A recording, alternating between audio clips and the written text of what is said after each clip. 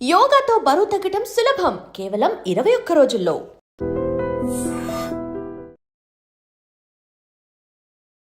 Welcome to I dream media. So జనరల్గా cancer అనగానే అందరూ భయపడిపోతూ ఉంటారు. కానీ దీనికి చాలా రకాల అడ్వాన్స్ ట్రీట్మెంట్సే వచ్చాయి. మరి క్యాన్సర్ అనేది ఎందుకు వస్తుంది? క్యాన్సర్ శరీరంలో తయారవుతుందని మనం ఎలా తెలుసుకోవాలి? రాకుండా జాగ్రత్తలు ఏంటి? వస్తే ఉన్న అడ్వాన్స్ ట్రీట్మెంట్స్ ఏంటి? ఇంకా క్యాన్సర్ గురించి మనకు తెలియని విషయాలు తెలుసుకుందాం. ఈరోజు మనతో పాటు ఉన్నారు ప్రముఖ surgical oncologist and Omega hospitals founder and chairman doctor Mohan Vamsi garu. Doctor గారు నమస్తే. నమస్తే అండి.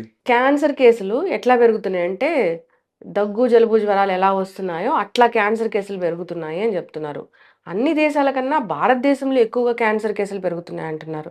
అంటే మన జీవన విధానంలో ఎక్కడ మార్పు వచ్చింది? అసలు దీనికి ప్రత్యేకమైన కారణం ఏంటి? అలా ఏం లేదండి. ప్రపంచం అంతా కూడా క్యాన్సర్ కేసుల సంఖ్య పెరుగుతూనే ఉందండి. హుహు. ఇన్ఫ్యాక్ట్ భారతదేశంలో అఫీషియల్ ఎస్టిమేట్ ప్రకారం తక్కువగానే ఉందండి. భారతదేశ పాపులేషన్ 1.54 బిలియన్స్ అయినట్టయితే ICMR Indian Council for Medical Research New Delhi వారి ఎస్టిమేట్ ప్రకారం on an average every year 1.4 to 1.5 million cancer కేసెస్లు మనకి డిటెక్ట్ చేయబడుతున్నాయి, కొత్త కేసులు. అదే చైనాలో కూడా మనకన్నా ఒక 200,000 పాపులేషన్ తక్కువ, 1.52 బిలియన్. అక్కడ 4.5 మిలియన్ క్యాన్సర్ కేసెస్ ఉన్నాయి. అంటే మనకన్నా 3 రెట్లు ఎక్కువ. సో మన దగ్గర ఎక్కువ ఏం లేదండి. ఇన్ఫ్యాక్ట్ ప్రపంచం అంతా కూడా అర్బన్ ఏరియాస్లో క్యాన్సర్ ఇన్సిడెన్స్ బాగా పెరుగుతుంది. ఉదాహరణకి యునైటెడ్ స్టేట్స్, యూరోప్, డెన్మార్క్లో మనకన్నా చాలా ఎక్కువ ప్రపోర్షన్ ఆఫ్ కేసెస్ పెరుగుతున్నాయి. United states population about 350 millions అయినట్టయితే 1.9 మిలియన్స్, అంటే మన పాపులేషన్ లో 1/3. బట్ మనకన్నా ఒక 0.5 మిలియన్ క్యాన్సర్ కేసెస్ ఎక్కువ ఉన్నాయి. అంటే మనం సేఫ్ జోన్ లో ఉన్నట్లే. సేఫ్ జోన్ లో ఉన్నట్టే మన దగ్గర కూడా క్యాన్సర్ కేసులు ప్రపంచంలో అన్ని చోట్ల లాగానే పెరుగుతూ ఉంది. అంటే ఇప్పుడు ఆహారపు అలవాట్లు, జీవన శైలి వీటి వల్ల క్యాన్సర్లు వస్తున్నాయా? 100% ఓకే. ఆహారపు అలవాట్లు, జీవనశైలి, దురలవాట్లు, పొల్యూషన్ అన్ని జీవనశైలిలో అన్ని కలిపే ఉంటాయి. Environmental factors, genetic factors. Most important environmental factors. మనం తీసుకునే ఆహారం, అన్ని రకాలుగా ప్రాసెస్డ్ ఫుడ్ తీసుకుంటున్నాము, అనేక రకాల ప్లాస్టిక్ కంటైనర్స్లో తింటున్నాము, అనేక రకాలైన కెమికల్స్ ఈ ప్రాసెస్డ్ ఫుడ్స్ని స్టోరేజ్ చేయడానికి కమర్షియల్గా వాడుతున్నారు. ఇవన్నీ కూడా రకరకాల క్యాన్సర్స్ దారితీస్తున్నాయి. పొల్యూషను, అలాగే ఫెర్టిలైజర్స్, పెస్టిసైడ్స్, రకరకాల పెస్టిసైడ్స్ వాడుతూ ఉన్నారు. అన్ని రాష్ట్రాల్లో కూడా ఇదే జరుగుతుంది. భారతదేశం అంతా కూడా స్థిరమైన వ్యవసాయం లేకుండా తాత్కాలిక గెయిన్స్ కోసం ఫెర్టిలైజర్స్, పెస్టిసైడ్స్ విపరీతంగా వాడటం, అవి భూగర్భ జలాలను కూడా కలుషితం చేసి ఆ తర్వాత అక్కడ పండే పంటలన్నింటినీ కూడా డిస్ట్రాయ్ చేసేస్తున్నాయి. ముడి బియ్యంలో ఆర్సెనిక్ ఎక్కువగా చూస్తున్నాం. ఇప్పుడు బ్రౌన్ రైస్ కూడా భయపెడుతుంది. ఎందుకంటే ఆ భూగర్భ జలాలు కలుషితమై, బ్రౌన్ రైస్ మంచిదే, బట్ భూగర్భ జలాలు కలుషితమైపోయి ఆ బ్రౌన్ రైస్లో ఆర్సెనిక్ కంటెంట్ ఎక్కువగా ఉంటుంది. ఇలా అనేక రకాలుగా ఈ పొల్యూషను, ఫర్టిలైజర్స్, అలాగే ఇవన్నీ కూడా మనల్ని కంటామినేట్ చేసేసి మనం తీసుకునే ఆహారాన్ని అనేక రకాలైన క్యాన్సర్స్కి దారితీస్తున్నాయి. అలాగే ఎన్విరాన్మెంటల్ పొల్యూషను, అర్బన్ ఏరియాస్లో ఆటోమొబైల్స్ పొల్యూషన్, ఎక్కడ తప్పించుకోలేవండి. భారతదేశం అంతా ఇదే ఉంది. ప్లాస్టిక్ యూసేజ్ విపరీతంగా పెరిగిపోతుంది. మార్నింగ్ లెగిస్తే plastic brush, synthetic toothpaste, synthetic brush, bristles, plastic bucket, plastic mug, plastic కప్పులో కాఫీ తాగుతున్నాం, ప్లాస్టిక్ కప్పులో వాటర్ తాగుతున్నాం, ప్లాస్టిక్ బాటిల్లో వాటర్ తాగుతున్నాం. అనేక రకాలుగా ఈ మైక్రో ప్లాస్టిక్స్ మన బాడీలోకి వెళ్ళిపోతున్నాయి.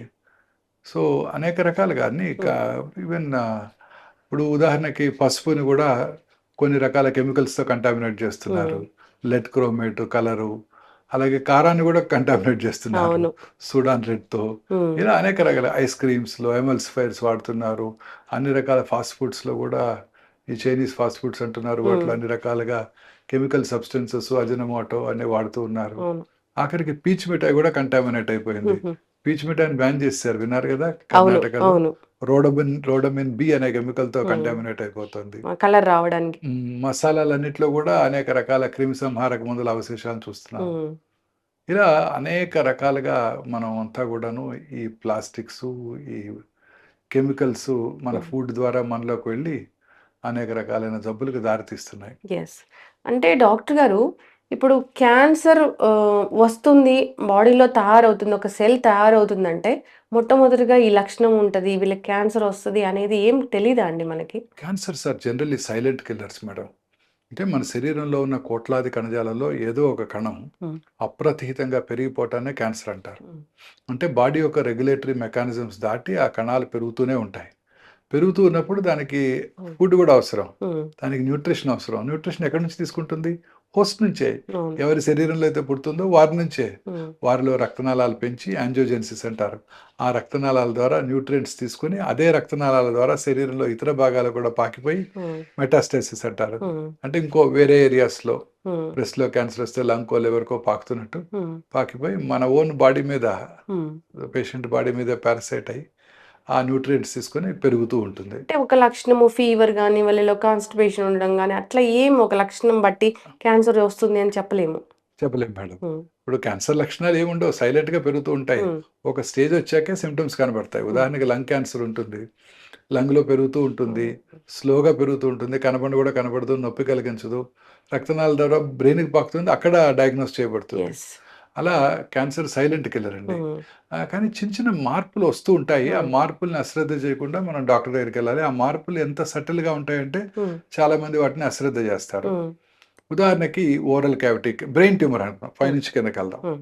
బ్రెయిన్ ట్యూమర్ ఉందనుకోండి. బ్రెయిన్ ట్యూమర్‌లో ట్యూమర్ వచ్చిన లొకేషన్‌ని బట్టి, హ్మ్. ట్యూమర్ యొక్క సైజుని బట్టి, ట్యూమర్ ఎంతవరకు ఇంక్రీజ్డ్ ఇంట్రాక్రేనియల్ ప్రెషర్ కలిగించిందన్న దాని మీద సింప్టమ్స్ ఉంటాయి. హ్మ్.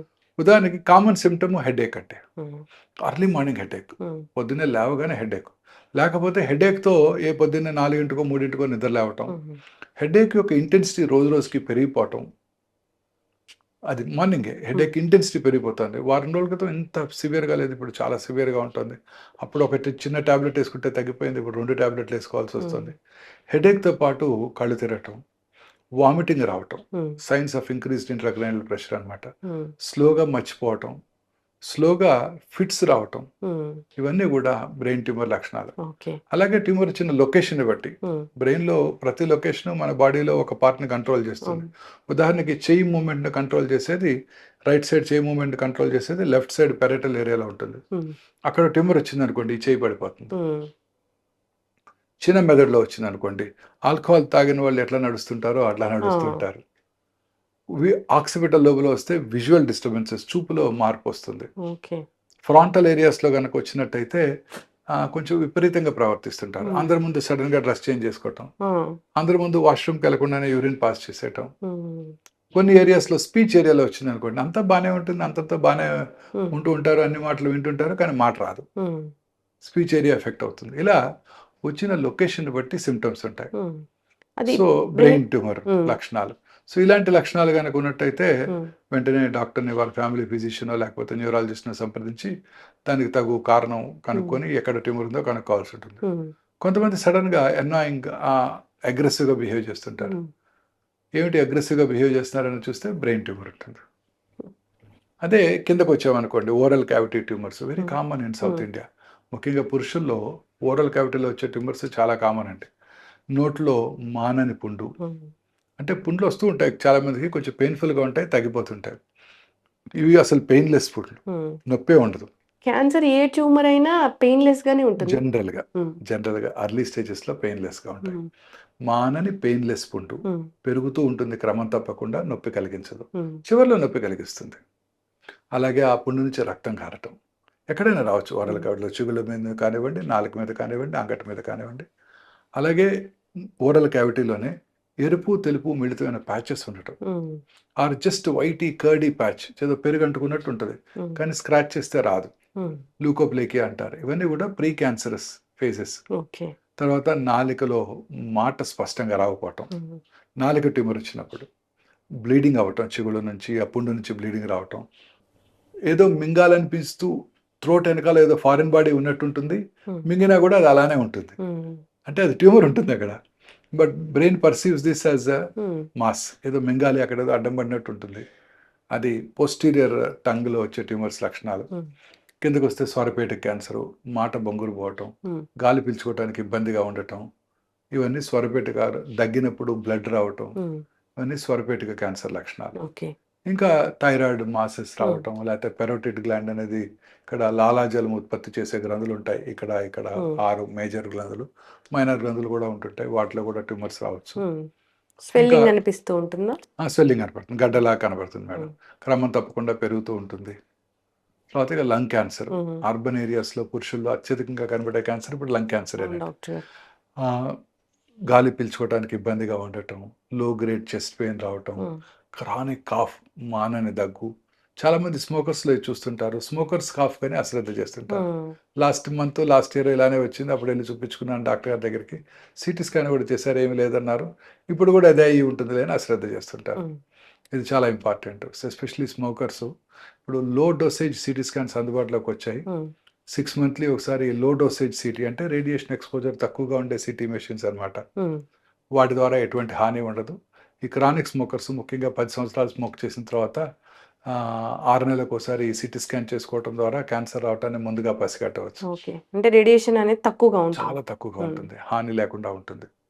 ఇక కిందకి వెళ్ళినట్టయితే గ్యాస్ట్రో ఇంటెస్టైనల్ ట్రాక్ట్ క్యాన్సర్స్, అన్నవాహిక, అన్నం మింగటానికి అడ్డం పడటం, ముందుగా సాలిడ్స్కి తర్వాత లిక్విడ్స్కి పూర్తిగా బ్లాక్ అయిపోవటం, తినలేకపోవటం, వామిటింగ్ రావటం, వామిటర్స్లో బ్లడ్ ఉండటం. అలాగే గ్యాస్ట్రిక్ క్యాన్సర్, సౌత్ ఇండియన్ మెన్లో one of the commonest cancers. అది కొంచెం ఫుడ్ తిన్నా పొట్ట ఫుల్ అయినట్టు ఉండటం, ఎప్పుడు గ్యాస్ పట్టినట్టు ఉండటం. చాలా మంది గ్యాస్ పట్టింది అనుకుంటారే తప్ప ఆ లోపల ట్యూమర్ ఉందని ఎప్పుడు కూడా అనుకోరు. సౌత్ ఇండియాలో చాలా కామన్ ప్రాబ్లం ఇది. అసలు క్యాన్సర్ అని అసలే అనుకోరు. తర్వాత మోషన్లో బ్లడ్ బ్లాక్ కలర్లో రావటం చాలా ఇంపార్టెంట్. ఎందుకంటే ఈ స్టమక్లో ఉన్న యాసిడ్ ఆ బ్లడ్ని బ్లాక్ కలర్గా మారుస్తుంది. లూజ్ మోషన్స్ అవ్వటం, ఇవన్నీ కూడా గ్యాస్ట్రిక్ క్యాన్సర్ లక్షణాలు. వామిటింగ్ రావటం, వామిటర్స్లో రక్తం పట్టడం, కొంచెం ఫుడ్ తిన్న పొట్ట ఫుల్ అయినట్టు ఉండటం, ఇవన్నీ కూడా గ్యాస్ట్రిక్ క్యాన్సర్ లక్షణాలు. ఇంకా పెద్ద పేగుల cancer, very common cancer. Alternating constipation, diarrhoea, loose motions రావటం, మోషన్లో బ్లడ్ పోవటం. సో చాలాసార్లు మోషన్లో బ్లడ్ పోయినప్పుడు పేషెంట్కి ఎనీమియా వస్తుంది. ఎనీమియా వచ్చినప్పుడు రక్తహీనత వల్ల ఆయాసం రావటం, అలసటగా ఉండటం ఉంటుంది. జనరల్గా ఎవరైనా నడి వయసులో అలసటగా ఉంటే ఫస్ట్ కార్డియాలజిస్ట్ని సంప్రదిస్తారు. వాళ్ళు కర్నరీ క్యాథర్ ఇది కూడా చేసేసి, కర్నరీ యాంజియోగ్రామ్ కూడా చేసేసి, 1-2 బ్లాక్స్ ఉంటాయి ఆ వయసులో, దానికి ట్రీట్మెంట్ కూడా ఇస్తూ ఉంటారు.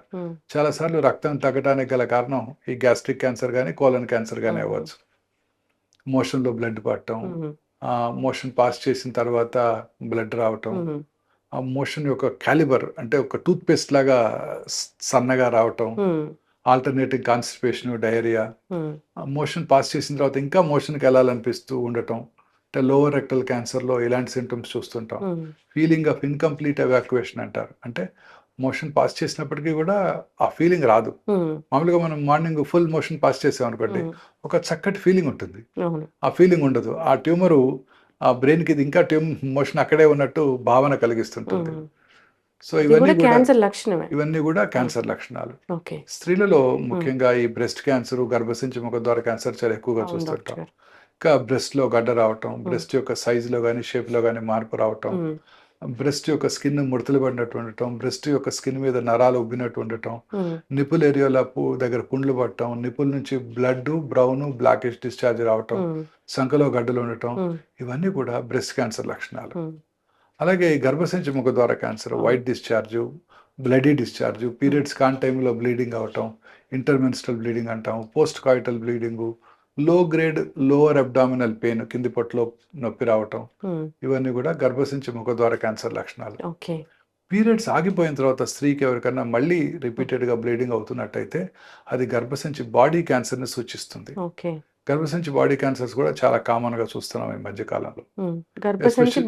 బాడీ క్యాన్సర్ అంటే గర్భసంచిలో 2 పార్ట్స్ ఉంటాయి మేడం. పైన ఉండేది బాడీ, కింద ఉండేది ముఖద్వారం, సర్విక్స్. సౌత్ ఇండియాలో కామనెస్ట్ క్యాన్సర్ ముఖద్వార క్యాన్సర్. బాడీ క్యాన్సర్ ఎస్పెషలీ ఎఫ్లూయెంట్ అంటే రిచ్, ఒబీస్, హైపర్ టెన్సివ్, డయాబెటిక్స్లో చూస్తుంటాం. వెస్ట్రన్ వరల్డ్లో కూడా అది ఎక్కువగా చూస్తుంటాం. పీరియడ్స్ ఆగిపోయిన తర్వాత ఎవరికైనా మళ్ళీ బ్లీడింగ్ వచ్చినట్టయితే must think of body cancers, గర్భసంచి బాడీ క్యాన్సర్స్ అన్నమాట. అలాగే అండాశయ క్యాన్సర్, ఈ అండాశయ క్యాన్సర్ ఇన్సిడెన్స్ కూడా ర్యాపిడ్గా పెరుగుతుంది. ముఖ్యంగా పట్టణ ప్రాంతాల్లోని ప్రజల్లో ఈ అండాశయ క్యాన్సర్ చాలా కామన్గా చూస్తుంటాం. ఇది classical silent killer madam. Symptoms ఏమీ కలిగించదండి. పెరుగుతూ ఉంటుంది లోపల. ఉమ్, కొంచెం పొట్ట వచ్చినట్టు అనిపిస్తుంది. నాకు తెలిసి ఒక పేషెంట్ ఉమ్, నాకు పొట్ట పెరుగుతుందని చెప్పి కేబీఆర్కి వెళ్ళి జాగింగ్ కూడా చేయడం ప్రారంభించారు. ఉమ్, కానీ లోపల ట్యూమర్ ఉందని గ్రహించలేదు ఆ అమ్మాయి. ఉమ్. సో చాలా కామన్ క్యాన్సర్. ఏం డిస్కంఫర్ట్ అట్లా ఏం తెలియదు. ఏముండదండి, ఏముండదు. పొట్టలో పెరుగుతూ ఉంటుంది అంతే. ఉమ్, సిమ్టమ్స్ ఏమి కలిగించవు. పొట్టలో పెరిగిపోయి వాటర్ వచ్చినాక పొట్ట ఉబ్బిపోయినాక అప్పుడు డాక్టర్ దగ్గరికి వస్తుంటారు. అవును.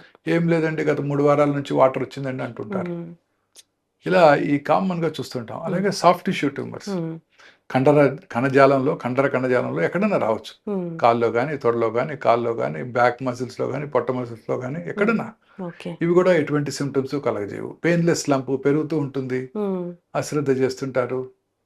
అది శరీరంలో ఇతర భాగాలు కూడా పాకిపోతుంటాయి. ఉమ్, అలాగే బోన్ ట్యూమర్స్ ముఖ్యంగా చిన్నపిల్లల్లో కామన్ గా అవును. చూస్తుంటామండి. 10 to 30 years ఈ బోన్ ట్యూమర్స్ ఉమ్, ఏమి సిమ్టమ్స్ ఉండవు.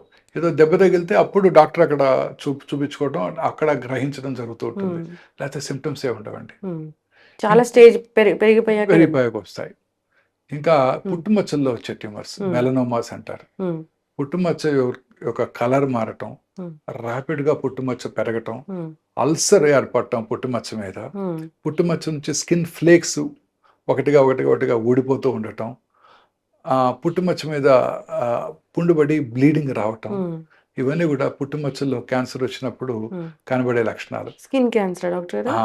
ఇవి కనుక ఉన్నట్టయితే అశ్రద్ధ చేయకుండా దగ్గరలో ఉన్న వారి ఫిజిషియన్ కి, ఫ్యామిలీ డాక్టర్ చూపించుకోవాలండి. ఉమ్. ఎప్పుడు కూడా అశ్రద్ధ చేయకూడదు. ఉమ్. పెరుగుతున్న పుట్టుమచ్చలు ఎప్పుడు కూడా. ఇంకొకటి బ్లడ్ క్యాన్సర్ అంటారు. బ్లడ్ క్యాన్సర్స్ చాలా కామన్ గా చూస్తున్నామండి. ముఖ్యంగా పిల్లల్లో చాలా కామన్. ఒక గుడ్ న్యూస్ ఏంటంటే పిల్లల్లో వచ్చే చాలా రకాల బ్లడ్ క్యాన్సర్స్ క్యూర్ అవుతాయి. ఉమ్, గ్రాటిఫైయింగ్ రిజల్ట్స్ ఉంటాయండి. ఉమ్, అవి కూడా అలసటగా ఉండటం, ఉమ్, రక్తం తగ్గిపోవటం, రక్తలేమి వల్ల పిల్లలు బాగా అలసిపోవటం, ఉమ్, నెక్లో చిన్న చిన్న గడ్డలు రావటం, లింఫ్ నోడ్ ఎన్లార్జ్మెంట్ అంటారు. ఉమ్, ప్లేట్లెట్స్ తగ్గిపోవటం వల్ల శరీరం మీద రెడ్ కలర్ ప్యాచెస్ రావటం, ఉమ్. ఇవన్నీ కూడా బ్లడ్ క్యాన్సర్ లక్షణాలు. Pre symptoms. సిమ్టమ్స్. ఈ సిమ్టమ్స్ ఎప్పుడు కూడా అశ్రద్ధ చేయకూడదు. రక్తహీనత, రక్తలేమి కామన్ సిమ్టమ్ అండి. ఎందుకు డాక్టర్ గారు ఇది? అంటే క్యాన్సర్ ఎందుకు వస్తుందనే తెలియదండి. క్యాన్సర్ రావడానికి అనేక రకాలైన కారణాలు ఉన్నాయండి. కానీ ఇప్పుడు సైంటిస్టులు బిలీవ్ చేసేది ఏంటంటే ఉమ్, జెనెటిక్ మ్యూటేషన్. ఉమ్, జెనెటిక్ మ్యూటేషన్ అంటే వంశపారంపర్యమైన కాదండి. ఉమ్, ఇప్పుడు మన బాడీలో, మన శరీరంలో 22,000 అప్రాక్సిమేట్లీ ప్రోటాన్ కోడింగ్ జీన్స్ ఉన్నాయి. అవును. Equally good number of non proton coding Hmm. Jeans ఉన్నాయి. ఈ 22,000 ప్రోటాన్ కోడింగ్ జీన్స్లో ఒక 500 to 600 ఆంకో జీన్స్ అంటే క్యాన్సర్ కారక జన్యువుల్ని సైంటిస్టులు ఐడెంటిఫై చేశారు. ఉమ్, ఈ జన్యువుల్లో వచ్చే మ్యూటేషన్ వల్లే ఈ క్యాన్సర్ వస్తుందని కూడా సైంటిస్టులు ఇప్పుడు గట్టిగా నమ్ముతున్నారు. ఉమ్, అందుకే ఇప్పుడు చాలా రకాల క్యాన్సర్స్కి ముందుగానే కాంప్రహెన్సివ్ జీనోమిక్ ప్రొఫైలింగ్ చేస్తున్నాం. ఉమ్, కాంప్రహెన్సివ్ జీనోమిక్ ప్రొఫైలింగ్ అంటే ఆ ఆంకోజీన్స్ అన్నిటినీ కూడా అనలైజ్ చేసి ఏ జన్యుపరమైన మ్యూటేషన్ వల్ల ఈ పర్టికులర్ క్యాన్సర్ వచ్చిందో తెలుసుకునే అవకాశం కూడా ఏర్పడింది ఇప్పుడు. ముందే తెలుసుకోవచ్చు. ముందే అంటే క్యాన్సర్ వచ్చిన తర్వాత తెలుసుకోవచ్చు. ఉమ్, మీరు అడిగిన క్వశ్చన్ క్యాన్సర్ రాకముందు కూడా రాకముందు- తెలుసుకోవచ్చు ఆ, అండి. ఆ కోడింగ్ అనేది చేసుకోవచ్చు. చేసుకోవచ్చు. క్యాన్సర్ రాకముందు తెలుసుకోవచ్చు అండి. దానికి ఏంటంటే అంటారంటే ఇప్పుడు ఈ జన్యుపరమైన మ్యూటేషన్ వస్తుంది కదండి. ఉమ్, ఈ జన్యుపరమైన మ్యూటేషను మనకి రావటాన్ని గమనించి ఉమ్, ముందుగానే 1-2 సంవత్సరాల ముందే క్యాన్సర్ రావటాన్ని కూడా చెప్పగలమండి. ఓకే. బ్లడ్ టెస్ట్ ద్వారా కానీ, బకల్ మ్యూకోజల్ యొక్క Hmm. స్క్రేపింగ్ ద్వారా కానీ ఉమ్, మనం ఆ జన్యుపరమైన టెస్ట్ చేసి ఎగ్జాన్స్ అంటారు. మనం చేస్తున్నాం డాక్టర్ గారు. ఇక్కడ అందుబాటులో ఉందండి. Hmm. మన దగ్గర అందుబాటులో ఉంది. లాంజివిటీ లాంజ్ అని 10th ఫ్లోర్లో ఉంది, అక్కడ చేస్తున్నారు. ఎగ్జాన్స్ అంటారు. ఈ ఎగ్జాన్స్ ఈ జన్యుపరమైన మ్యూటేషన్స్కి దారితీస్తాయి. ఉమ్, సో ముందుగా ఎగ్జాన్స్నే కనుక పట్టుకున్నట్టయితే ఆ మ్యూటేషన్ కూడా పట్టుకోగలుగుతాం. ఓకే. పట్టుకుంటే క్యాన్సర్ రావటాన్ని 77 రకాల క్యాన్సర్ రావటాన్ని ముందుగా చెప్పేయచ్చు. ఉమ్, అంటే ఈ ఇండివిజువల్కి ఫలానా క్యాన్సర్ వస్తుంది అనేది మనం ముందుగానే చెప్పొచ్చు అండి. ఉమ్. ఎవరైనా చేయించుకోవచ్చు ఆ ఎవరైనా టెస్ట్? ఏ చేయించుకోవచ్చు. ఏజ్? పిల్లల దగ్గర నుంచి పెద్దవాళ్ళు ఎవరైనా చేయించుకోవచ్చు అండి. బెస్ట్ కదా డాక్టర్ గారు? ఎస్, ఖచ్చితంగా 1 year 2 years ముందే Hmm. ఎస్ ఈ పర్టికులర్ క్యాన్సర్ వస్తుందని కనుక తెలుసుకున్నట్టయితే ఉమ్, దానికి రెగ్యులర్గా స్క్రీనింగ్ చేసుకోవటం, Hmm. దాన్ని రాకుండా ఏమైనా చేయగలమా అనే సజెషన్స్ కూడా ఈ టెస్టే ఇస్తుందండి. ఉమ్, ఈ టెస్ట్ ద్వారా తెలుసుకోగలుగుతాం. చాలా సింపుల్ అండి. ఫస్ట్ టైం ఇండియా ఇక్కడే ఏర్పాటు చేయడం జరిగింది ఒక అవును. 4 months back. Hmm. More than 1000 people చేయించుకున్నారు ఆల్రెడీ ఇక్కడ ఆ Hmm. టెస్ట్. మంచిది కదా డాక్టర్ గారు. ఎవరైనా కానీ ఇప్పుడు అదే అనుకుంటూ ఉంటాం, బ్లడ్ టెస్ట్లు ఏమైనా ఉంటాయా, క్యాన్సర్ వస్తుందో లేదో తెలుసుకోవడానికి అని. అంటే ఇప్పుడు దానికన్నా మించిన టెస్ట్ అనుకోవచ్చు ఇంకేం ఇది. లేదండి. క్యాన్సర్ వచ్చిందాకా తెలియకపోతే అది వచ్చేసరికి తెలుసుకునేసరికి లేట్ స్టేజ్ అయిపోతుంది. అవును. సో అందువల్ల ముందుగా తెలుసుకోవడానికి అవకాశం ఉమ్. ఏర్పడిందండి. అయితే డాక్టర్ గారు క్యాన్సర్ వచ్చాక స్టేజెస్ అని చెప్తారు కదా, అది ఎట్లా చెప్తారండి? అంటే స్టేజ్ అంటే అది ఎంత దూరం పాకింది, ఉమ్, అర్లీ స్టేజ్లో ఉందా, లేట్ స్టేజ్లో ఉందా. ఉమ్, జనరల్గా స్టేజ్ 1, స్టేజ్ 2, స్టేజ్ 3, స్టేజ్ 4 అంటుంటాం. ఉమ్, స్టేజ్ 4 అంటే లేట్ స్టేజ్, శరీరంలో ఇతర భాగాలకు పాకిపోయింది అని అర్థం. ఉమ్, స్టేజ్ 1 అంటే అర్లీగా పట్టుకున్నప్పుడు. సో ఇది స్టేజింగ్కి మనకి పెట్ సిటీ స్కాన్ లేదా పెట్ ఎంఆర్ఐ స్కాన్ ఉపయోగపడతాయండి. ఉమ్. కామన్గా వినే ఉంటారు పెట్ సిటీ స్కాన్. అవును. సిటీ స్కాన్లో గడ్డ ఉంది లేనిది తెలుస్తుంది, పెట్ సిటీ స్కాన్లో ఆ గడ్డలో క్యాన్సర్ ఉంది లేనిది కూడా అప్పు. తెలిసిపోతుంది. ఉమ్, సో పెట్ సిటీ స్కాన్ చేసుకొని, whole body PET CT scan చేసుకొని, ఉమ్, శరీరంలో ఫర్ ఎగ్జాంపుల్ బ్రెస్ట్ క్యాన్సర్ ఉమ్, పేషెంట్కి పెట్ సిటీ స్కాన్ చేస్తే బ్రెస్ట్లోనే ఉందా, చంకలోకి ఏమైనా పాకిందా, ఉమ్, శరీరంలో లంగ్స్కి కానీ లివర్కి కానీ బోన్స్కి కానీ ఇతర భాగాలకి ఎక్కడికైనా పాకిందా అని ముందుగా తెలుసుకోవచ్చు. ఉమ్, కొన్నిసార్లు కొన్ని లొకేషన్స్లో ముఖ్యంగా బ్రెయిన్లో కానివ్వండి, హెడ్ అండ్ నెక్లో కానివ్వండి, ఉమ్, సాఫ్ట్ టిష్యూ సార్కోమాస్ చేతుల్లో కానీ కాళ్ళలో కానీ, రెట్రోపెరిటోనియం అంటే కిడ్నీస్లోను, ప్యాంక్రియాసు, అలాగే పెల్విస్, వీటిల్లో సిటీ స్కాన్ కన్నా ఎంఆర్ఐ చాలా యూస్ఫుల్గా ఉంటుంది.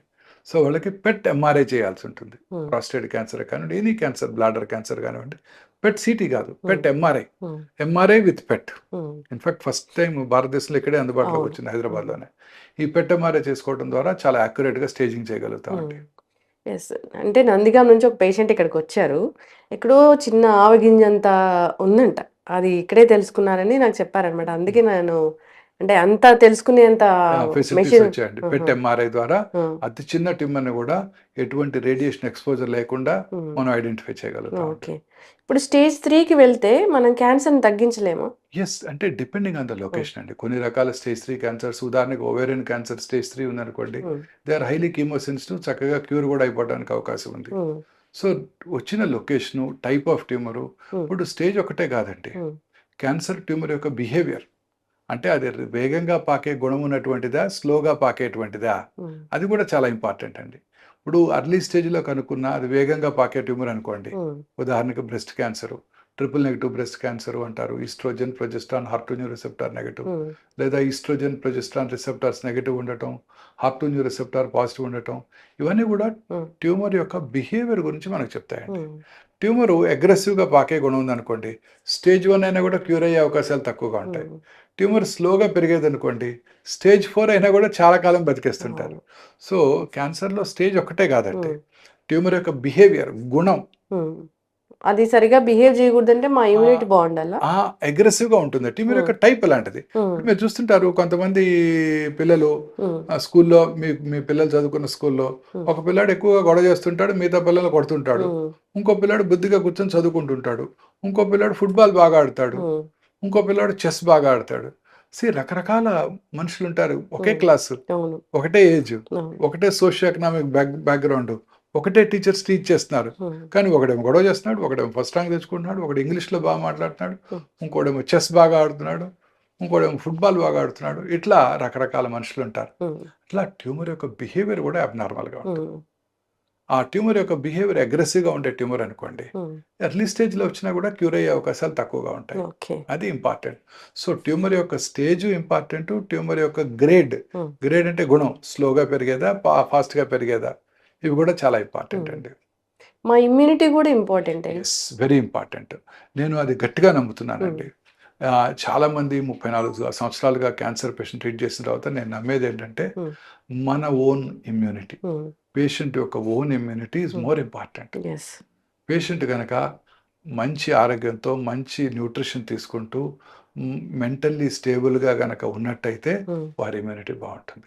హ్యాపీగా ఉన్నట్టయితే నిద్రపోతూ చక్కగా టైంకి మంచి ఆహారం తీసుకుంటూ, న్యూట్రిషియస్ ఫుడ్ తీసుకుంటూ ఉన్నట్టయితే ఖచ్చితంగా క్యాన్సర్ని ఎదిరించగలుగుతారు. మన ఇమ్యూనిటీ ఈజ్ మోర్ ఇంపార్టెంట్. మన ఇమ్యూనిటీ పెరగడానికి మోస్ట్ ఇంపార్టెంట్ థింగ్ ఏంటంటే హ్యాపీగా ఉండటం. చక్కగా నిద్రపోతూ హ్యాపీగా, మనశ్శాంతిగా, ప్రశాంతంగా ఉంటే ఎటువంటి జబ్బులు రావు. అసలు ఆ లక్షణాలు ఎవరికి లేవు ఇప్పుడు. మానసిక ప్రశాంతత లేదు, నిద్ర లేదు, స్ట్రెస్ లేకుండా లేము, అన్ని టార్గెట్స్, వర్క్ మీద ఫోకస్ అంతా ఇదే ఉంది కదా డాక్టర్ గారు. ఎన్ని టీవీ ఇంటర్వ్యూలు చేశారు, ఎన్ని చేశారు, మీకు కూడా స్ట్రెస్ ఉంటుంది. అవును. సో, ఎవరికీ ఇమ్యూనిటీ అనేది స్ట్రాంగ్‌గా లేదని జెప్పుకోవాలి. ఇప్పుడు సీజన్‌కి చాలా మందికి ప్రతి సీజన్ మారిన కొద్దిగా వ్యాధులొస్తూనే ఉన్నాయి. అంటే ఇమ్యూనిటీ లేనట్లే కదా డాక్టర్ లేనట్టే. గారు? Very correct. Very correct. So, ఇదేనండి మన ఎయిమ్ అదేనండి. మన వ్యూవర్స్‌కి మనం చెప్పాల్సింది ఇదే. అన్ని విధాలుగా మెంటల్లీ స్టేబుల్‌గా ఉన్నట్టయితే, హ్మ్. హ్యాపీగా ఉంటూ, సరియైన నిద్రపోతూ, మంచి ఆహారం బ్యాలెన్స్డ్ డైట్ తీసుకుంటూ, ప్రశాంతంగా ఉన్నట్టయితే, ఖచ్చితంగా ఈ హ్మ్. జబ్బులు రాకుండా చేసుకోవచ్చు. హ్మ్. వచ్చిన జబ్బులను కూడా క్యూర్ హ్మ్. చేసుకోవచ్చు. కానీ ఇన్నేళ్ల సర్వీస్‌లో డాక్టర్ గారు చూస్తూ ఉంటారు గదా! క్యాన్సర్ ఉంది అని చెప్పగానే తగ్గిపోద్దిలే అని అనుకునే వాళ్ళు ఎంతమంది ఉన్నారండి అసలు? మెంటల్‌గా స్ట్రాంగ్‌గా మనం ఉన్నవాళ్ళు? వాటిని బిల్డ్ చేయాలండి. హ్మ్. మనమే చెప్పాలి వాళ్ళకి. నేను స్ట్రాంగ్‌గా బిలీవ్ చేస్తాను. నేను చాలా సార్లు అసలు పేషెంట్‌కి చెప్పను హ్మ్. క్యాన్సర్ ఉందని. వారిని బయట కూర్చోమని చెప్పి అటెండర్స్‌కే చెప్తాను. హ్మ్. అటెండర్స్ చెప్తాను. తర్వాత పేషెంట్ పిలిచి చెప్తాను. హ్మ్. అటెండర్స్‌కేమో ఉన్నదున్నట్టు చెప్తాం. హ్మ్. ఫోర్త్ స్టేజా, అగ్రెసివ్ ట్యూమరా చెప్తాం. హ్మ్. కానీ పేషెంట్‌కి మాత్రం చాలా చిన్న ట్యూమరు క్యూర్ అయిపోతుంది. నీకేం హ్మ్. భయం లేదని ధైర్యం చెప్తాం. హ్మ్. తద్వారా వాళ్ళు చక్కగా మంచి ఇమ్యూనిటీతో హ్యాపీగా నిద్రపోతూ హ్మ్. ఉంటారు. ఫోర్త్ స్టేజ్‌లో ఉన్న క్యాన్సర్ పేషెంట్ కూడా హ్మ్. మీ పిల్లలు అమెరికా నుంచి మంచి మందులు తెప్పించారని చెప్పి తులసి ఇద్దరు నోట్లో పోయండి చాలా కాలం బతుకుతారు. హ్మ్. అర్లీగా క్యాన్సర్ ఉన్నవాళ్ళు కూడా చాలా లేట్ స్టేజ్ నువ్వు బ్రతుకుతావో బ్రతుకో నాకు తెలీదు. నువ్వు పోయే అవకాశాలు ఎక్కువగా ఉన్నాయంటే నిజంగానే తొందరగానే అవును. రికరెన్స్ వచ్చేస్తుంది వాళ్ళకి. అవును. సో, డాక్టర్‌గా మన బాధ్యత హ్మ్. వారిలో ఒక మంచి మెంటల్‌గా వారు పీస్‌ఫుల్‌గా ఉండేటట్టు చూసుకోవాల్సిన అవసరం ఉందండి. హ్మ్. వారికి అనేక రకాలుగా మనం ధైర్యం చెప్తూ ఉండాలి. ఇప్పుడు క్యాన్సర్ ఒచ్చాక ఆ ట్రీట్‌మెంట్ సమయంలో డైట్ అనేది సెపరేట్‌గా ఉంటుందా డాక్టర్ గారు? సెపరేట్ ఏం లేదండి. హ్మ్. Balanced diet. హ్మ్. అంటే చాలా సార్లు ఇప్పుడు క్యాన్సర్ పేషెంట్స్‌కి క్యాన్సర్ ట్రీట్మెంట్ వల్ల, క్యాన్సర్ వల్ల గూడా రోగనిరోధక శక్తి, ఇమ్యూనిటీ తక్కువుంటుంది. హ్మ్. సో, బయట ఫుడ్స్ తీసుకున్నారనుకోండి, అవును. లూజ్ మోషన్స్ అవి వామిటింగ్స్ అయ్యే అవకాశాలు హ్మ్. ఎక్కువుంటాయి. సో, ప్రిఫరబుల్లీ చక్కగా హోమ్ కుక్డ్ ఫుడ్సే హుహు. తీసుకోవాల్సుంటుంది. కొన్ని రకాల క్యాన్సర్స్‌లో కారం తక్కువగా తీసుకోవడం బెటరు. ముఖ్యంగా ఓరల్ క్యాన్సర్స్, గ్యాస్ట్రిక్ క్యాన్సర్స్‌లో లూజ్ మోషన్స్ ఏమైనా అయితే మంటగా ఉంటుంది. హ్మ్. ఓరల్ క్యాన్సర్స్‌లో మంటగా ఉంటుంది. అంటే కారం ఏమి మనకి ఎసెన్షియల్ ఐటెమ్ కాదు గదా! అవును. కాదు గదా! సో, కంటామినేటెడ్ ఆయిల్స్‌కి దూరంగా ఉండటం. హ్మ్. మరీ షుగరీ ఐటెమ్స్ కూడా దూరంగా ఉండటం బెటర్ అండి. హ్మ్. అన్నీ బ్యాలెన్స్డ్ డైట్ తీసుకోవాల్సి ఉంటుందండి. హ్మ్. కార్బోహైడ్రేట్సు, ప్రోటీను, ఫ్యాటు సమపాళల్లో హ్మ్. తీసుకున్నట్టయితే ఆరోగ్యకరంగా ఉంటారు. మంచి ఆహారం ప్లేస్ ఏ మేజర్ రోల్ అండి. అవును. రకరకాల ఫ్రూట్సు, వెజిటబుల్స్ ఇవన్నీ ఇమ్యూనిటీని పెంచడానికి కూడా సహాయపడతాయి. హ్మ్. క్రూసిఫెరస్ వెజిటబుల్సు హ్మ్. అంటే క్యాబేజు, అవును. కాలీఫ్లవరు, బ్రసెల్స్ స్ప్రౌట్సు, హ్మ్. అలాగే బెర్రీసు, ఫ్రూట్స్ అండి. మనకు తాజా ఫ్రూట్స్ రోజు మన ఇంట్లో దొరికే మన ఫ్రూట్స్. హ్మ్. నేరేడుకాయలైనా కానివ్వండి, అవును. రేగికాయలు గానివ్వండి, బత్తాకాయలు గానివ్వండి, ఆకుకూరలు ఇవన్నీ కూడా చాలా ఎక్కడి నుంచి ఎసెన్షియల్ అండి. తెప్పించుకోవాల్సిన అవసరం పని లేదు. లేదు. ఆ! డ్రాగన్ ఫ్రూట్, అవకాడో తినాల్సిన ఆ! అవసరం లేదు. మన జామ పండు అవకాడో కన్నా ఎక్కువ పవర్‌ఫుల్. హ్మ్. మనం వాటినొదిలేసి ఎక్కడికో వెళ్తూ ఉంటాం. అలానే ఏమి లేదు. హ్మ్. బట్ జనరల్‌గా ఇవన్నీ కూడా ఇంపార్టెంట్ అండి. హ్మ్. అన్ని రకాల ఫ్రూట్స్ కూడా హెల్ప్ చేస్తాయి. నట్స్ అండి. Hmm. They contain healthy fats hmm. And good proteins. అనేక రకాల యాంటీ ఆక్సిడెంట్స్ ఉంటాయి. Nuts are essential for our hmm. Well being. Yes. అయితే రికవరీలో కూడా నట్స్ చాలా యూజ్‌ఫుల్‌గా ఉంటాయండి. హ్మ్. కారణం ఏంటంటే చాలా సార్లు ఈ ట్రీట్మెంట్స్‌లో తినాలనిపించదు. అవును. ఆహారం తక్కువగా తీసుకుంటుంటారు. హ్మ్. సో, కొంచెం ఫుడ్ తీసుకున్న ఎక్కువ క్యాలరీలొచ్చేవి నట్సే. హ్మ్. సో, జీడిపప్పులు, బాదం పప్పులు, పిస్తా పప్పులు, వాల్‌నట్సు, గుమ్మడి గింజలు హ్మ్. సూపర్ పవర్ హౌసెస్ అండి. హ్మ్. గుమ్మడి అలాగే గింజలు. సన్‌ఫ్లవర్ హ్మ్. Seeds yes. ఇవన్నీ గూడా అన్ని రకాల గింజలు. పపాయాలో మీరు పారేసే గింజలు గూడా సేఫ్ అండి. హ్మ్. అవి గూడా చాలా యూజ్‌ఫుల్. చక్కగా చెప్పారు డాక్టర్ గారు. అందరూ కూడా హెల్తీ హ్యాబిట్స్ అలవాటు జేసుకోవాలని కోరుకుందాం. అయితే నేనొకటి అడగాలనుకున్నాను. ట్యూమర్ మార్కర్ టెస్ట్ అని అదేంటి డాక్టర్ గారు? ట్యూమర్ మార్కర్స్ అంటే కొన్ని రకాల క్యాన్సర్స్ బ్లడ్‌లోనే మార్కర్స్ ప్రొడ్యూస్ చేస్తాయండి. హ్మ్. ఉదాహరణకి gastric cancer, colon cancer, pancreatic cancer, CEA carcinoembryonic antigen అనే మార్కర్‌ని బ్లడ్‌లో ప్రొడ్యూస్ చేస్తుంది. హ్మ్. నాట్ దట్ అన్ని క్యాన్సర్స్ ప్రొడ్యూస్ చేయవు. చాలా రకాల క్యాన్సర్స్ ప్రొడ్యూస్ చేస్తాయి. హ్మ్. ప్రొడ్యూస్ చేసినట్టయితే మనకు చాలా యూజ్‌ఫుల్‌గా ఉంటాయి. హ్మ్. ఇప్పుడు ఆ లెవెల్ ఎలివేటెడ్‌గా ఉన్నప్పుడు మనం హ్మ్. ట్రీట్మెంట్ ఇచ్చాక తగ్గిపోవాలి. హ్మ్. తగ్గిపోయిన తర్వాత మళ్ళీ 6 నెలలకో, 6 సంవత్సరాలకో పెరుగుతోందనుకోండి, మళ్ళీ జబ్బు తిరగబెట్టినట్టే. హ్మ్. అలా లివర్‌కి ఆల్ఫా ఫీటోప్రోటీన్ అని, హ్మ్. బైల్ డక్ట్ క్యాన్సర్స్‌కి CA 19-9 క్యాన్సర్ హ్మ్. యాంటిజెన్ 19-9, ఒవేరియన్ క్యాన్సర్స్‌కి క్యాన్సర్ యాంటిజెన్ 125, హ్మ్. కొన్ని రకాల పిల్లల్లో వచ్చే ఒవేరియన్ క్యాన్సర్స్‌లో ఆల్ఫా ఫీటోప్రోటీన్, బీటా హెచ్‌సీజీ, హ్మ్. పురుషుల్లో వచ్చే టెస్టిక్యులర్ క్యాన్సర్‌లో కూడా బీటా హెచ్‌సీజీ, ఆల్ఫా ఫీటోప్రోటీన్, హ్మ్. లింఫోమాస్లో ఎల్డిహెచ్, అలా రకరకాల మార్కర్స్ చాలా రకాల క్యాన్సర్స్కి ఇప్పుడు మనం అనలైజ్ చేస్తున్నాం. ఓకే. క్యాన్సర్ వచ్చినప్పుడు అది చూసుకొని ఒకవేళ తగ్గినట్టయితే జబ్బు తగ్గినట్టు, మళ్ళీ Hmm. పెరిగినట్టయితే తిరిగి వచ్చినట్టు, లేదా పూర్తిగా మాయమవునట్టు అనుకోవచ్చు అనమాట. ఈ ట్యూమర్ మార్కర్స్ క్యాన్సర్ ట్రీట్మెంట్లో చాలా యూస్ఫుల్గా ఉంటాయండి. ఒకసారి క్యాన్సర్ ట్రీట్మెంట్ అయిపోయింది, మొత్తం తగ్గిపోయింది. తర్వాత ఇమ్యూనోథెరపీ అలాంటివి కూడా ఇచ్చారు, తగ్గిపోయింది అన్నప్పుడు మళ్ళీ 5-6 సంవత్సరాలకి ఎందుకు కొంతమందిలో తిరగబెడుతుంది క్యాన్సర్? వేరే అవయవానికి ఎందుకు వస్తుంది? Nobody nose madam. క్యాన్సర్ అంటేనే అది శరీరంలో ఇతర భాగాలు కూడా పాకుతుంది. ఎక్కడైనా తిరగబెట్టవచ్చు అది. లంగ్ క్యాన్సర్ లంగ్లో తగ్గిపోవచ్చు, బ్రెయిన్లో పెరగచ్చు. సో ఎక్కడైనా రావచ్చు. సో మనకి కరెక్ట్గా సైంటిస్ట్ కూడా ఇంతవరకు కనుక్కోలేకపోయారు. ఎందుకని కొంతమందిలో తిరిగి వస్తుంది, 4 ఏళ్ళకి తిరిగి వచ్చింది, కొంతమందికి 20 ఏళ్ళకి కూడా తిరిగి వచ్చింది. 20 ఏళ్ళుగా ఆ క్యాన్సర్ సెల్ బాడీలో ఎట్లా ఉంది, ఎందుకు రీయాక్టివేట్ అయింది అనేది ఎవరికి అంతు చిక్కని ప్రశ్న. కానీ ఒకటి మనం ఇన్ఫర్ చేసుకోవాల్సింది ఏంటంటేనండి, మన రోగ నిరోధక శక్తి తగ్గినప్పుడు ఇట్ టేక్స్ అప్పర్ హ్యాండ్. అంటే క్యాన్సర్ క్యూర్ అయిన తర్వాత కూడా క్యాన్సర్ కణాలు వారి బాడీలో ఉంటాయి, బట్ మన ఇమ్యూన్ మెకానిజమ్స్ వాటిని చెక్లో పెట్టాయి, అంటే పెరగకుండా చూస్తున్నాయి. మన ఇమ్యూనిటీ తగ్గినప్పుడు వేరే ఇతరత్ర కారణాల వల్ల అవి అప్పర్ హ్యాండ్ అయ్యి అవి మళ్ళీ పెరగడం ప్రారంభించాయి. ఇలా కూడా భావించవచ్చండి. అందుకే మన immunity plays a major role, అవును, very important role. Cancer cure చేసుకోవడానికి, క్యాన్సర్ తగ్గిపోయిన తర్వాత మళ్ళీ తిరగబెట్టకుండా ఉండటానికి కూడా మన ఇమ్యూనిటీ ఇంపార్టెంట్. అందుకే ఈ మధ్య చాలా స్టడీస్ వచ్చాయి. రెగ్యులర్గా ఎక్సర్సైజ్ చేస్తూ, మంచి డైట్ తీసుకుంటూ, ఆరోగ్యంగా ప్రశాంతంగా ఉన్నట్టయితే తిరిగి వచ్చే అవకాశాలు కూడా తగ్గిపోతాయి. ఎప్పటికీ క్యాన్సర్ రాకూడదు అంటే ఏమైనా జాగ్రత్తలు ఉంటాయా? అంటే హెల్దీ ఫుడ్, అంటే కొన్ని రకాల జన్యుపరమైన కారణాలు మన చేతిలో లేవండి.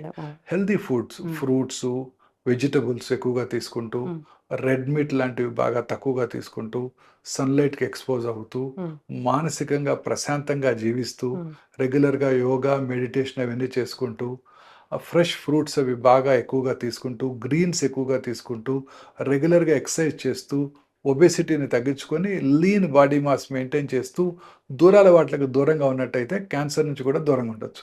సో జనరల్గా బీపీ లెవెల్స్ ఇప్పుడు మారిపోయాయి. 140/90 ఉన్న నార్మలే అంటున్నారు. సో బీపీని అసలు మనం ఎలా చెక్ చేసుకోవాలి?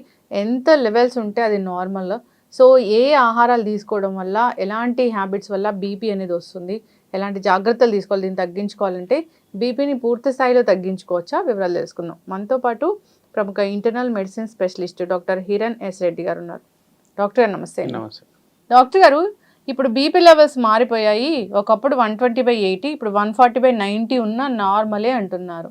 అది ఎట్లా చెప్తారండి? దానికి గైడ్ లైన్ ఉంటుంది మేడం. అంటే బీపీ దీనికి మనకు ఇండియన్ హైపర్టెన్సివ్ అసోసియేషన్ అని ఉంటుంది, దాని గైడ్ లైన్ ఫాలో అవుతాం బీపీకి.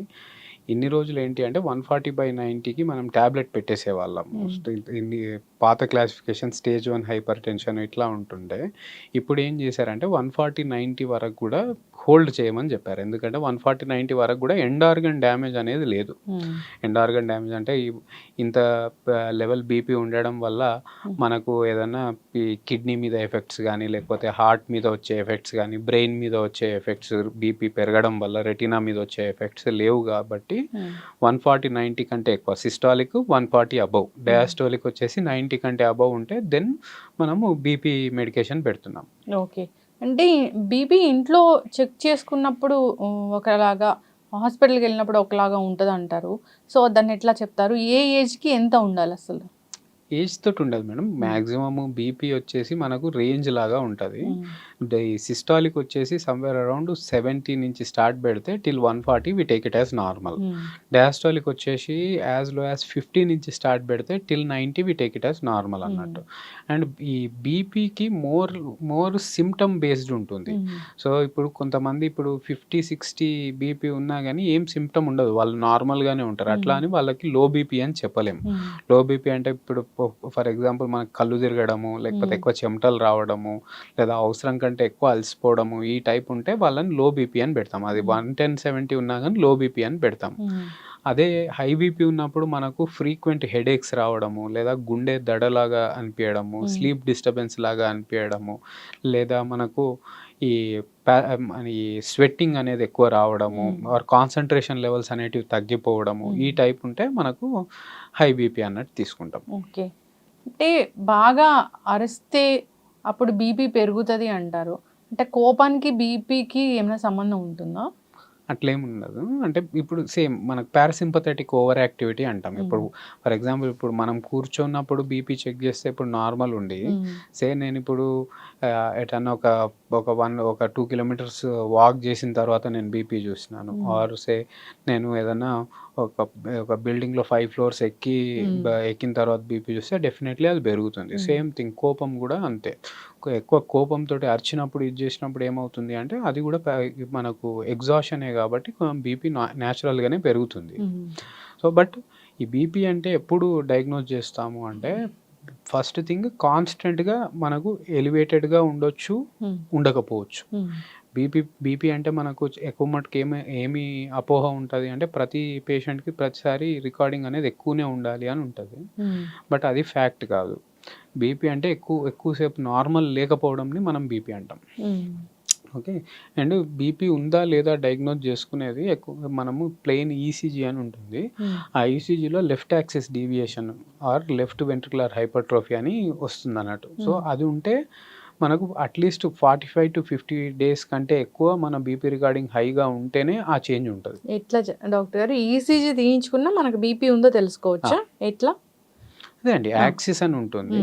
సో ఈసీజీ మనం రీడ్ చేసినప్పుడు లెఫ్ట్ యాక్సిస్గా నార్మల్గా మనకు ఉండేది నార్మల్ యాక్సిస్ ఈసీజీ ఉంటుంది. సో లెఫ్ట్ యాక్సిస్ డీవియేషన్ అని మనకు ఈసీజీలో తెలుస్తుంది. అండ్ లెఫ్ట్ వెంట్రికులర్ హైపర్ట్రోఫీ అంటాం. అంటే లెఫ్ట్ సైడ్ మనకు అంటే గుండె most important part of heart వచ్చేసి లెఫ్ట్ వెంట్రికల్, లెఫ్ట్ సైడ్. ఎందుకంటే ఈ యాక్చువల్ గుండె పంపింగ్లో ఆల్మోస్ట్ మనకు 80% లోడ్ తీసుకునేది ఈ లెఫ్ట్ వెంట్రికలే తీసుకుంటుంది. సో ఆ ప్రెషర్ ఎక్కువ ఉన్నప్పుడు ఏమవుతుంది, అవసరం కంటే ఎక్కువ బలంగా తయారవుతుంది. ఇప్పుడు సేమ్ ఇప్పుడు మనం ఇప్పుడు వెయిట్ పుటాన్ గండి అంటే దేర్ ఆర్ 2 ways. ఒకటి మనము తిని కూర్చున్నాము, అప్పుడు ఏమవుతుంది వెయిట్తో పాటు కొవ్వు ఇదంతా ఎక్కువై you will have many health problems. Same ఇట్లా కాకుండా మీరు రెగ్యులర్గా ఎక్సర్సైజ్ చేసి కండభాగం పెంచారు, సో దాన్ని మనము ఒబేసిటీ అనం. ఇప్పుడు లీన్ మజిల్ మాస్ పెంచితే ఇంకా ఎక్కువ హెల్త్ బెనిఫిట్స్ ఉంటాయి. సో ఈ హైపర్ట్రోఫీ అనేది ఏంటి అంటే ఆ లీన్ మాస్ పెంచడం. అది ఎందుకు పెరుగుతుంది, దాని మీద మరి ప్రెషర్ ఆర్ డైలీ ఎక్సర్సైజ్ గుండెకి ఏమి ఇస్తుంది అంటే మనకు ఏదైతే ఎండ్ ఆర్గన్ పర్ఫ్యూషన్ దగ్గర మనకు రెసిస్టెన్స్ అంటే ఇప్పుడు ఈ రక్తనాళాలలో ఏదైతే రెసిస్టెన్స్ వస్తుందో ఆ ప్రెషర్ని ఇది కౌంట్రాక్ట్ చేయడం వల్ల ఇది నార్మల్తో పోలిస్తే ఎక్కువ సైజ్ అయిపోయింది. సో ఇది మీకు ఈసీజీలో మీకు తెలుస్తుంది లెఫ్ట్ వెంట్రికులర్ హైపర్ట్రోఫీ. అట్లున్నా కానీ ఈ ఫైండింగ్ ఈ left ventricular hypertrophy or left axis deviation క్లాసికల్గా మనకు ఓన్లీ బీపీ పేషెంట్స్కే ఉంటాయి. ఇట్లా కాకుండా జస్ట్ నేను ఏదో ఎక్సర్సైజ్ చేసినాను, నేను కాసేపు నడిచిన తర్వాత నేను ఈసీజీ చేస్తే వాళ్ళకి బీపీ ఎక్కువ 170, 100 ఇట్లా బీపీ ఉన్నా వాళ్ళ ఈసీజీ మటుకు ఈ యాక్సిస్ ఉండదు, అది నార్మల్. సో వాళ్ళకి ఏంటి అంటే బీపీ ట్యాబ్లెట్ పెట్టాం, వాళ్ళకి only lifestyle modification, salt intake తగ్గియండి ఆర్ మీ స్లీప్ హ్యాబిట్స్ చూసుకోండి ఆర్ ఏదైనా స్ట్రెస్ ఫ్యాక్టర్స్ ఉంటే తగ్గించుకోండి అని చెప్తాం. ఓకే. బీపీ టాబ్లెట్ కూడా ఒకసారి వాడడం మొదలు పెడితే అది జీవితాంతం వాడాల్సిందా? మోస్ట్లీ మనకు బీపీ జనరల్ మనం ఏమనుకుంటాం, బీపీ అంటే మ్యాక్సిమమ్ గుండెకి సంబంధించిన ప్రాబ్లం అనుకుంటారు. బట్ బీపీ అంటే గుండెకి సంబంధించిన ప్రాబ్లం కాదు. బీపీ అంటే ఎక్కువ మటుకు మనకు ఈ చిన్న మెదడుకి సంబంధించిన ప్రాబ్లం బీపీ. సో మనకు బీపీ మెయింటైన్ చేసే మోస్ట్ ఇంపార్టెంట్, ఇప్పుడు ఫర్ ఎగ్జాంపుల్ ఇప్పుడు నా బాడీ టెంపరేచర్ ఉంది, నేను ఇప్పుడు సమ్మర్లో అయినా నా బాడీ టెంపరేచర్ ఇంతే ఉంటుంది, వింటర్ సీజన్లోనైనా నాకు బాడీ టెంపరేచర్ ఇంతే ఉంటుంది. Ambient heat are ambient cold తోటి నా టెంపరేచర్ చేంజ్ కాదు. అది ఎందుకు చేంజ్ కాదు అంటే మన బాడీ టెంపరేచర్ మెయింటైన్ చేసే చిన్న మెదడు హైపోథాలమస్ మెయింటైన్ చేస్తుంది. అందులో కొంచెం ఎక్కువ టెంపరేచర్కి మనం రీచ్ అవుతున్నాము అంటే ఆటోమేటిక్గా మనకు స్వెట్ వచ్చేయడము, లేదా తక్కువ టెంపరేచర్ మనం మెయింటైన్ చేసుకుంటా ఉంటే మనకు ప్రొటెక్టివ్ మెకానిజమ్స్ అనేటివి యాక్టివ్, అంటే మన యూరిన్ పోయేది ఎక్కువ అవ్వడము ఈ టైప్ అవుతూ ఉంటుంది. అట్లాగే బీపీది కూడా మనకు మెయింటైన్ చేసేది చిన్న మెదడు మెయింటైన్ చేస్తుంది. సో మనకు ఈ బీపీ ఎక్కువ అవుతుంది ఒక పేషెంట్కి అంటే ఏదైతే నార్మల్ బేస్ లైన్ యాక్టివిటీలా అది పెంచుకోవాలనో అది ఉంచుకోవాలి ప్రతిసారి, దాన్ని పెంచుకుంటూ పోతుంది. సో ఆ 140/90 అనేది మీ బాడీకి ఇప్పుడు నార్మల్ అనుకుంటుంది అది, లేదా 160/80 అన్నది ఇప్పుడు ఇంతకుముందు 120/80 ఉండాల్సింది అది అట్లా పెంచుకున్నది కాబట్టి వచ్చే ప్రాబ్లమ్ని మనం బీపీ అంటాం. సో దీంతో ఏమవుతుంది, మీ మెదడుకి బీపీ అనేది పెరుగుతున్నది. బట్ ఎండ్ ఆర్గన్స్ మెదడుకి సప్లై అయ్యే బ్లడ్ ప్రెషర్ పెరిగింది. దీనివల్ల మనకు ఈ కిడ్నీకి సప్లై అయ్యే బ్లడ్ ప్రెషర్ పెరిగింది, ఆర్ లివర్కి సప్లై అయ్యే బ్లడ్. సో ఆ ఆర్గన్స్ అనేటివి ఆ ప్రెషర్ని హ్యాండిల్ చేయలేవు. అందుకని ఏమవుతాయి, ఆ బీపీ ఎక్కువ అయితే మనకు ఫెయిల్యూర్స్లో ఎందుకు పోతారు అంటే రీజన్ అది. బీపీ పెరుగుతుంది అన్నప్పుడు హెడేక్ వస్తుందా? డెఫినెట్లీ వస్తుంది. మోస్ట్ కామన్గా వచ్చేసి మనకు అర్లీ మార్నింగ్ హెడేక్స్ బాగా కామన్ బీపీలో. ఇప్పుడు టెన్షన్ హెడేకో లేకపోతే ఎగ్జాషన్ హెడేక్ వచ్చేసి మనం డే అంతా వర్క్ చేసిన తర్వాత, ఆర్ స్క్రీన్ టైం హెడేక్, మనం స్క్రీన్ చూడడం స్టార్ట్ చేసిన తర్వాత కాసేపటికి మనకు స్టార్ట్ అవుతుంది. బట్ బీపీ పేషెంట్కి వచ్చే హెడేక్స్ వచ్చేసి ఎట్లా ఉంటాయంటే అర్లీ మార్నింగ్ హెడేక్, వాడు లేవడమే హెడేక్ తోటి లేస్తాడు. సో ఆ బీపీ హెడేక్కి ఫస్ట్ మనం తేడా చూసుకోవాల్సింది కూడా సైనసైటిస్ తోటి చూసుకోవాలి. సైనసైటిస్లో కూడా సేమ్ ఇది ఎర్లీ మార్నింగ్ హెడేక్ ఉంటుంది. సో కోల్డ్ ఇట్లా ఏం లేదు, హిస్టరీ ఆఫ్ ఎలర్జీస్ ఇవి ఏం లేవు అంటే వాళ్ళు బీపీ మానిటరింగ్ చేసుకోవాలి. బీపీ మానిటరింగ్ చేసుకోవడం కూడా మనకి ఇవాళ రేపు చాలా ఈజీ. వెనకటి కంటే కంపల్సరీ ఈ మెర్క్యూరీ డివైసెస్ ఉన్నప్పుడు మనం వెళ్ళి బీపీ చెక్ చేయడం తెలిసిన వాళ్ళ దగ్గరికి వెళ్తేనే మనకు తెలిసేది. బట్ ఇప్పుడు మనకు అన్ని ఆస్లోమెట్రిక్ డివైసెస్ అంటాం. ఆస్లోమెట్రిక్ డివైస్ అంటే మనకు బ్యాటరీ ఆపరేటెడ్ డివైసెస్.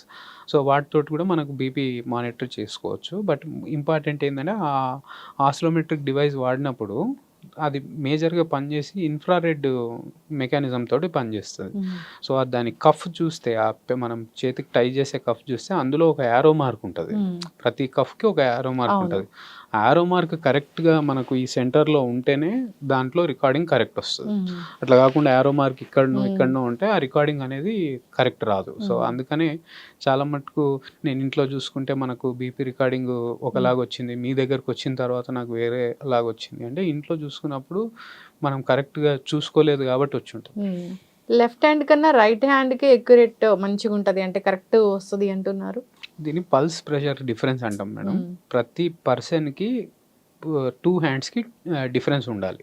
ఆ డిఫరెన్స్ ఎంత ఉండాలి అంటే న్యూమరేటర్లో ఫర్ ఎగ్జాంపుల్ నాకు ఈ లెఫ్ట్ హ్యాండ్కి 120/90 120/80 ఉండి రైట్ హ్యాండ్కి 140/85 ఉంది, అప్పుడే అది నార్మల్. సో న్యూమరేటర్ వచ్చి 20 కంటే ఎక్కువ డిఫరెన్స్ ఉండొద్దు, డినామినేటర్ వచ్చేసి 10 కంటే ఎక్కువ డిఫరెన్స్ ఉండొద్దు. బై మిస్టేక్ నాకు ఒక చేతిలో 50/60 వచ్చి ఇంకో చేతిలో 120/80 వచ్చింది అంటే అదొక గుండెకి సంబంధించి కోయాక్టేషన్ ఆఫ్ అయోటా అని, గుండె రక్తనాళాలు ఏదైతే గుండె నుంచి బయటికి మనం సప్లై చేసే రక్తనాళాలని అయోటాస్ అంటాము. ఆ అయోటాలో ఒక చీలిక ఏర్పడితే దాన్ని కోయాక్టేషన్ ఆఫ్ అయోటా అంటారు. సో ఈ పల్స్ ప్రెషర్ డిఫరెన్స్ వచ్చేసి ఆ రోగంలో వస్తుంది. సో కంపల్సరీ అందరికీ డిఫరెన్స్ ఉండాలి. బట్ డిఫరెన్స్లో ఏంటి అంటే న్యూమరేటర్లో 20, డినామినేటర్లో 10 కంటే ఎక్కువ డిఫరెన్స్ ఉండొద్దు. ఒకవేళ అంతకంటే ఎక్కువ ఉంటే it can be A clue for a major medical problem. Doctor గారు, టాబ్లెట్స్ వాడే విషయంలో చాలా మంది తప్పులు చేస్తూ ఉంటారు. పర్టికులర్గా ఒకటే టైంకి టాబ్లెట్ తీసుకోవాల్సిన అవసరం ఉంటుందా, లేదా ఏ టైంలోనే తీసుకోవచ్చా? బీపీది generally it goes with time అండి. సో జనరల్ బీపీ ట్యాబ్లెట్ మనకు మ్యాక్సిమం చాలామంది ఏంటి అంటే నాకు రెగ్యులర్గా వచ్చే వాళ్ళు కూడా పోస్ట్ బ్రేక్ఫాస్టా లేకపోతే పోస్ట్ లంచా ఎప్పుడు అని. బట్ బీపీ ట్యాబ్లెట్కి వచ్చేసి ఎప్పుడు కూడా మనం పక్కకి మెన్షన్ చేసేది టైం మెన్షన్ చేస్తాం. అంటే వాడు తినకున్నా ఉపవాసం ఉన్నా ట్రావెలింగ్ చేస్తున్నా ఆ టైం అయింది అంటే వేసుకోవాలి అని. And more over BP tablet వచ్చేసి మనకి ఏమవుతుంది అంటే ఆ బీపీ ట్రిగర్స్ అంటాం. ట్రిగర్ ఎప్పుడు అవుతుంది, మనం డైలీ వైజ్ యాక్టివిటీస్ ఏవైతే చేస్తామో, లైక్ నేను నా జాబ్ చేసుకుంటున్నా, లేకపోతే నేను నడుస్తున్నా, నేను ట్రావెల్ చేస్తున్నా, నేను కార్ నడుపుతున్నా. సో ఇవన్నీ ట్రిగర్స్. అంటే ఈ యాక్టివిటీస్ చేయడం వల్ల మనకు కొన్నిసార్లు ప్రిడామినెంట్గా బీపీ పెరగడానికి ఇవే కారణాలు కావచ్చు. సో మార్నింగ్ టైం వేసుకోవడం బెస్ట్ బీపీ ట్యాబ్లెట్. కొంతమందికి ఏంటి అంటే మనకు ఈ బీపీలో కూడా రెసిస్టెంట్ హైపర్ టెన్షన్ లేదా యాక్సిలరేటెడ్ హైపర్ టెన్షన్ ఇట్లా ఉంటుంది టైప్స్. వాళ్ళకి ఏం చేస్తాము అంటే మార్నింగ్ నైట్ కూడా పెడతాం. వాళ్ళు పడుకున్న తర్వాత బీపీ రికార్డింగ్స్ అనేటివి చాలా హయ్యర్ సైడ్ ఉంటాయి.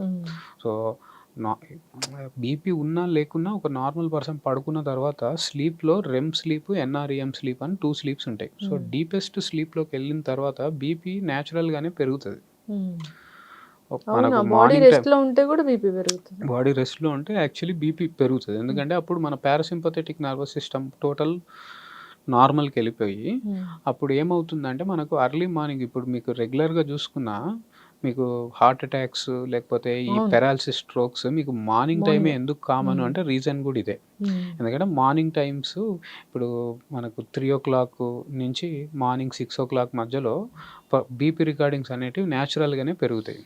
So BP tablet early morning లేవగానే వేసుకోవడం దాంతో ఏమవుతుంది అంటే ఈ కైండ్ ఆఫ్ రిస్క్స్ తగ్గిపోతాయి కాబట్టి ఒక టైం అనేది చెప్తాం. ఎస్. సో ఖచ్చితంగా టైంకి టాబ్లెట్ తీసుకోవాలి. డాక్టర్ చెప్పినట్లు ఫాలోఅప్కి రావాలి. బీపీ టాబ్లెట్ విషయంలో కూడా అంతే. అంటే బీపీ పేషెంట్స్ కూడా చాలా మంది అదే టాబ్లెట్ జీవితాంతం వాడుతూ ఉంటారు. అవును మేడం. ఇబ్బంది వస్తుంది కదా డాక్టర్ గారు? అవునండి. బీపీది రెగ్యులర్ విజిట్స్ పెట్టుకోవడమే better madam BP patient. And అదే హోమ్ మానిటరింగ్ అంటాము. ఇప్పుడు best place to check BP is at home, not at clinic. So క్లినిక్లో ఆర్ హాస్పిటల్లో ఎట్లా ఉంటుంది, వైట్ కాలర్ హైపర్ టెన్షన్ అంటాం. ఇప్పుడు కొంతమందికి ఆ ఎన్విరాన్మెంటే హాస్పిటల్ ఎన్విరాన్మెంట్ కొంచెం అన్కంఫర్టబుల్ ఎన్విరాన్మెంట్లో ఫీల్ అయ్యి వాళ్ళు కొంచెం కొన్నిసార్లు సూడో హై రికార్డింగ్స్ కూడా వస్తుంటాయి. So home monitoring will be best. So వాళ్ళు మనము దానికి కంపల్సరీ డాక్టర్ దగ్గరికే వెళ్ళకుండా వాళ్ళు రెగ్యులర్గా వీక్లీ ట్వైసో లేకపోతే వీక్లీ థ్రైసో ర్యాండమ్ రికార్డింగ్స్, ఓ రోజు మార్నింగ్ ఓ రోజు నైట్ ఎప్పుడన్నా టైం దొరికినప్పుడు రికార్డింగ్ తీసుకొని అందులో ఒకవేళ మనకు very high recordings or very low recordings అట్లా రిపీటెడ్గా కనిపిస్తూ ఉన్నాయి. ఇప్పుడు 2 times 3 times చేసినా నాకు అదే రికార్డింగ్ హైగా కనిపిస్తుంది అంటే దెన్ యూ షుడ్ విజిట్. ఒక 3 times తీసుకుంటే అప్పుడే ఒక 5 minutes గ్యాప్లో ఫస్ట్ ఎక్కువగా ఉంటుంది, తర్వాత తక్కువ ఉంటుంది, తర్వాత ఇంకా తక్కువ ఉంటుంది. అప్పుడు ఎలా తీసుకుంటాము మన రీడింగ్ని? వి టేక్ మీన్ అన్నట్టు తీసుకుంటాం, అందులో యావరేజెస్ తీసుకుంటాము. సో జనరల్ ఎంత డిఫరెన్స్ ఉన్నా కానీ బాగా కామన్గా ఏముంటుంది అంటే ఒక బైలేబుల్ అనేది చేంజ్ కాదు. అంటే ఫర్ ఎగ్జాంపుల్ ఇప్పుడు మనకు న్యూమరేటర్ అనేది ఎప్పుడు కాన్స్టెంట్లీ హై వచ్చి డినామినేటర్ నార్మల్ రావచ్చు. సేమ్ థింగ్ న్యూమరేటర్ నార్మల్ వచ్చి డినామినేటర్ హై రావచ్చు. అట్లా ఉన్నా కానీ బీపీ దాన్ని ఐసోలేటెడ్ సిస్టాలిక్ హైపర్ టెన్షన్ అని అదొక డిఫరెంట్ బీపీ ఇది. దానికి ట్యాబ్లెట్ కూడా పెడతామన్నట్టు. ఓకే. ఓన్లీ పైన ఉన్న బీపీ సిస్టాలిక్ 120 ఉండి డయాస్టాలిక్ మాత్రం ఎక్కువగా ఉంటే ఒక 90 వరకు ఉంటే అంటే బీపీలలో మోస్ట్ ఇంపార్టెంట్ డయాస్టాలిక్ మేడం. అంటే సిస్టాలిక్ అంటే ఏంటి అంటే ఇప్పుడు మనకు పెరిఫెరల్గా ఉన్న బీపీని సిస్టాలిక్ బీపీ అంటాం. ఈ డయాస్టాలిక్ అంటే గుండె లోపల ఉండే ప్రెషర్ని డయాస్టాలిక్ అంటాం. సో 85 అనేది యాక్చువల్లీ హార్ట్ లోపల ఉన్న ప్రెషర్ గ్రేడియంట్ 85. ఈ 120 140 అంటే ఏంటి అంటే మనకు పెరిఫెరల్ వెజల్లో ఉన్న ప్రెషర్ అన్నట్టు. సో డయాస్టాలిక్ బీపీ ఎక్కువ ఉంటే మీకు వచ్చే కార్డియాక్ కాంప్లికేషన్స్ ఎక్కువ ఉంటాయి. ఇప్పుడు మనకి ఒకరికి సెలెక్టెడ్గా డయాస్టాలిక్ బీపీఏ ఎక్కువ ఉంది, సిస్టాలిక్ నార్మల్గా ఉంది. సిస్టాలిక్ నార్మల్గా ఉంటే అదృష్టం ఏంటి అంటే ఎండ్ ఆర్గన్ డ్యామేజ్ అంటే గుండె కాకుండా వేరే అవయవాల డ్యామేజ్ అయ్యే ఛాన్సెస్ తక్కువ. బట్ గుండె డ్యామేజ్ అయ్యే ఛాన్సెస్ ఎవరికి ఎక్కువ ఉంటాయి అంటే డయాస్టాలిక్ బీపీ ఎక్కువ ఉన్న వాళ్ళకి హార్ట్ రిలేటెడ్, అది హార్ట్ అటాక్ కావచ్చు, లేదా మనకు ఇష్కిమిక్ హార్ట్ డిసీజ్ కావచ్చు, ఆర్ డైలేటెడ్ కార్డియోమయోపతీస్ కావచ్చు, ఇవి వచ్చే ఛాన్సెస్ ఎక్కువ ఉంటాయి. సో వాళ్ళకి ఇంకా పోటెంట్గా అంటే ఫాలోఅప్స్ కానీ లేకపోతే ట్యాబ్లెట్స్ కానీ దానికి తగ్గట్టు పెడతాం అన్నట్టు. ఎస్, చక్కటి ఇన్ఫర్మేషన్ డాక్టర్ గారు. బీపీ గురించి చాలా డౌట్సే ఉంటాయి. సో నెక్స్ట్ మనం కంటిన్యూ చేద్దాం ఈ సిరీస్ బీపీ గురించి.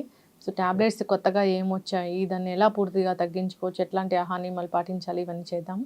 చాలా చక్కటి ఇన్ఫర్మేషన్ అండి. ఫాలో అవ్వాలని కోరుకున్నాం. ధన్యవాదాలు. Thanks. And don't forget to subscribe to iDream. And for more videos, Please subscribe to iDream. Please subscribe to iDream. Please subscribe iDream. And please subscribe to iDream. For more videos, subscribe to iDream. please like, share and subscribe to the channel. Congratulations, iDream. Subscribe to iDream. Subscribe to iDream. So subscribe to iDream Media. iDream team andarki huge congratulations. Please subscribe iDream Media. Please subscribe to iDream. Subscribe iDream. Please subscribe to iDream. iDream అంటే నా కళల ఛానల్ను subscribe చేసుకున్న నోరు తిరుగుతలేదు, మీరైతే గంట గుర్తు కొట్టండి. For more such videos, please subscribe to iDream. Subscribe to iDream. Please subscribe to iDream. Please subscribe iDream Media. Please do subscribe to iDream. Please subscribe to iDream Media. For best entertainment and information, please subscribe iDream.